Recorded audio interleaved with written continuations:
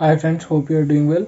आज हम लोग बात करने वाले हैं कि कैसे हम अपनी शिपिंग कॉस्ट को ऑप्टिमाइज़ कर सकते हैं और वेट डिस्क्रिपेंसी का हमारा जो इशू आता है शिपिंग कंपनी के साथ उसको रिजॉल्व कर सकते हैं और कम से कम ऐसे इश्यूज आएँ।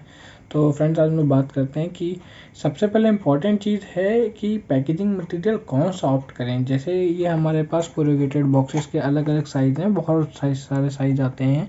तो ये जैसे मोबाइल का बॉक्स है, इसमें हमने इस बॉक्स में रख लिया है। अब इसको हमने ऐसे पैक करके टेपिंग कर देनी। ये आपका लेबल कहलाता है, जिससे कुरियर कंपनी ये जान पाती है कि ये पर्टिकुलर पैकेज किस कस्टमर को जाना है, क्या एड्रेस है और कहाँ से इसको हमने पिक किया है।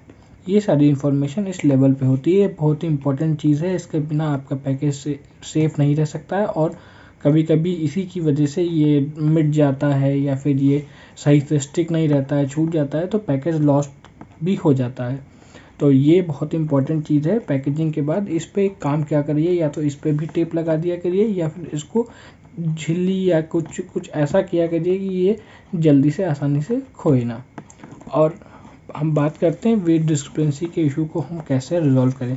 तो वेट डिस्क्रिपेंसी के इशू को रिजॉल्व करने के लिए सबसे अच्छा आपके पास एक एडवांटेज या सबसे अच्छा आइडिया ये है कि आप वेट पहले डेड वेट निकालें। फॉर एग्जांपल एक एग्जांपल ले लेते हैं, इस बॉक्स का डेड वेट 500 ग्राम्स है। अब 500 ग्राम्स का डेड वेट है तो इसका वॉल्यूमेट्रिक वेट कितना होगा। वॉल्यूमेट्रिक वेट निकालने के लिए हमें पहले लेंथ जैसे इस बॉक्स की हमारी ये लेंथ हो गई, ये हमारी हाइट हो गई और ये हमारी ब्रेथ हो गई। इसका हम मल्टीप्लिकेशन कर देंगे L into B into H और 5000 से इसको डिवाइड कर देंगे। तो जो हमारे पास आएगा वैल्यू वो होगी हमारी वॉल्यूमेट्रिक वेट। तो वॉल्यूमेट्रिक वेट या डेड वेट में से जो भी ज़्यादा होगा कुरियर कंपनी उसी के हिसाब से हमसे चार्ज करेगी। अगर वॉल्यूमेट्रिक वेट ज़्यादा है तो वॉल्यूमेट्रिक वेट के हिसाब से हमसे प्राइसेस चार्ज किए जाएंगे। तो शिपिंग करते समय आपको एक चीज़ ध्यान रखनी है कि आप अपना जो पैकेज है उसको जब शिप करें तो ये ध्यान रखें कि आपका अगर मटेरियल बहुत फ्रेजाइल ना हो तो बहुत ज़्यादा बड़ा बॉक्स यूज़ ना करें, जिससे कि आपको शिपिंग कॉस्ट कम आ सके। और शिपिंग कॉस्ट करने का सबसे अच्छा हैक है कि आप प्रोडक्ट का जो हाइट होती है, जैसे ये हाइट है बॉक्स की या आपके जो बैग्स हैं उनकी हाइट कम से कम रखें। हाइट अगर मेजरली जैसे ये 7 सेंटीमीटर है अप्रॉक्स, इसको कम करके 3.5 तक ले आएँ तो आपकी शिपिंग कॉस्ट कम हो जाएगी अगर वॉल्यूमेट्रिक वेट पे कहीं इशू आता है। और डेड वेट क्योंकि 500 ग्राम है और वॉल्यूमेट्रिक वेट अगर 300 ग्राम आता है तो डेड वेट 500 ग्राम के जो भी ज़्यादा होगा उस हिसाब से कुरियर कंपनी चार्ज करेगी।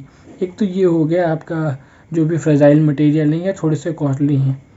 दूसरा आपके पास पैकेजिंग मटेरियल है छोटे बॉक्सेस का या पेन ड्राइव का, तो उनके लिए स्मॉल झिल्ली यूज़ कर सकते हैं आप। और आपके पास पेन ड्राइव है तो ये बबल रैप यूज़ कर सकते हैं, या पेन ड्राइव नहीं है कोई भी फ्रेजाइल आइटम है उसके लिए बबल रैप का आप यूज़ कर सकते हैं। एक तो ये चीज़ हो गई। दूसरी चीज़ हम लोग बात करने वाले हैं कि ये जो पोस्टेज कॉस्ट है या जो हमारा जो शिपिंग कॉस्ट है ये हमारे पैकेजिंग पे बहुत डिपेंड करती है। अभी मैंने आपको बताया कि आप अगर हाइट और ये सारी चीज़ें कंसिडरेशन में रखेंगे तो अपनी शिपिंग कॉस्ट को कम कर सकेंगे।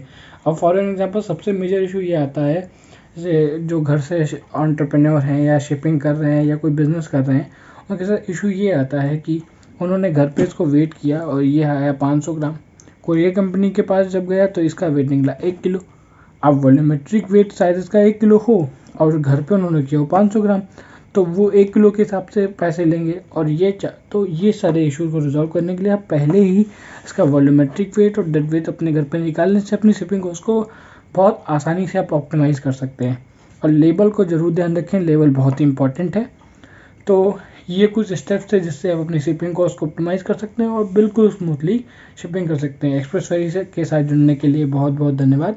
और हमारे एक्सप्रेस फेरी से आप शिपिंग करिए अपने प्रोडक्ट को और अपने बिज़नेस को आगे बढ़ाइए।